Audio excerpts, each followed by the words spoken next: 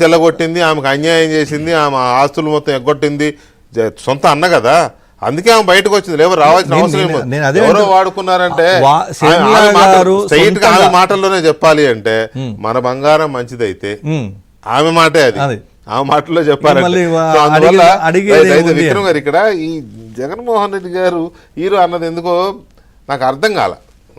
ఆయన అన్నందుకు నాకేం అభ్యంతరం లేదు, కానీ ఇది ఎట్లుందంటే ప్రభాస్ హీరో కానీ రానా బాగా యాక్ట్ చేశాడు అన్నట్టుంది ఆ స్టేట్మెంట్. ఇదే పైగా రోజా గారు ఇలాంటి మాటలే మాట్లాడతారు. 40% ఓట్లు వచ్చిన రేవంత్ రెడ్డి సీఎం అవ్వలేదా, మాకు 40% వచ్చినాయి. ఒక ఆడియో వినిపిస్తాను, టెక్నికల్ ఇష్యూ వల్ల వీడియో ప్లే చేయలేని కానీ ఆడియో వినొచ్చు, విన్న తర్వాత దాంట్లోకి వెళ్దాం. ఒక 40% ఓటింగ్ తో రేవంత్ రెడ్డి ఈరోజు సీఎం అయ్యాడు, 40% ఓటింగ్ తో ఈరోజు ప్రధానమంత్రి అయ్యారు.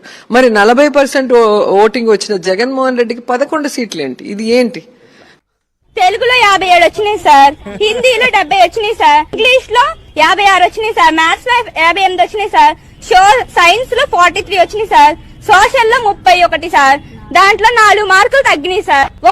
ఒక్క సబ్జెక్ట్ పట్టుకొని 4 మార్కులు పట్టుకొని మీరు ఎలా ఫెయిల్ చేస్తారు సార్? ఒక 40% ఓటింగ్ తో రేవంత్ రెడ్డి ఈరోజు సీఎం అయ్యాడు, 40% ఓటింగ్ తో ఈరోజు ప్రధానమంత్రి అయ్యారు. మరి 40% ఓటింగ్ వచ్చిన జగన్మోహన్ రెడ్డికి 11 సీట్లు ఏంటి? ఇది ఏంటి?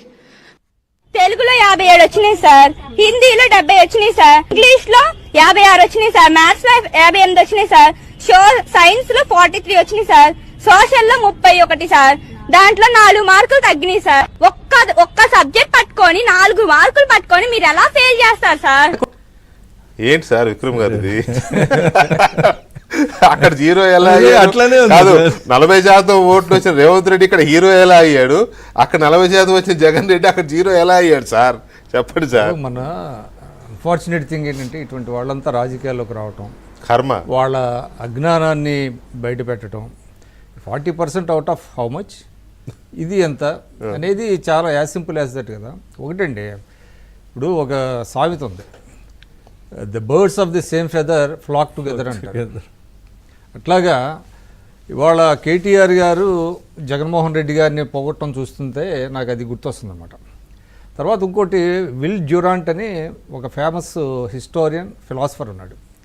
ఆయన ఒక ప్రతిపాదన చేస్తాడు, వర్షిప్ ఆఫ్ ఫాల్స్ హీరోస్ అని. ఆ ఫాల్స్ హీరో అంటే ఈయన కూడా వర్షిప్ ఎవరిని చేస్తున్నాడు, రియల్ హీరోనా ఫాల్స్ హీరోనా? అదే అది ఆ ఫాల్స్ హీరో అనేది ప్రజలు తెలియజెప్పారు. ఆయన ఒరిజినల్ హీరోనా ఫాల్స్ హీరోనా అనేది తెలియజెప్పారు. ఒకటండి, కొన్ని రోజులుగా పేపర్లో మనకి కొన్ని వార్తలు వస్తుంటే ఎంత దారుణం అంటే, ప్రజాధనాన్ని ఒకప్పుడు తగ్గులు పిండారీలు అనేవాళ్ళు కదా, ఆ స్థాయిలో కొల్లగొట్టారు రాష్ట్ర ఖజానా.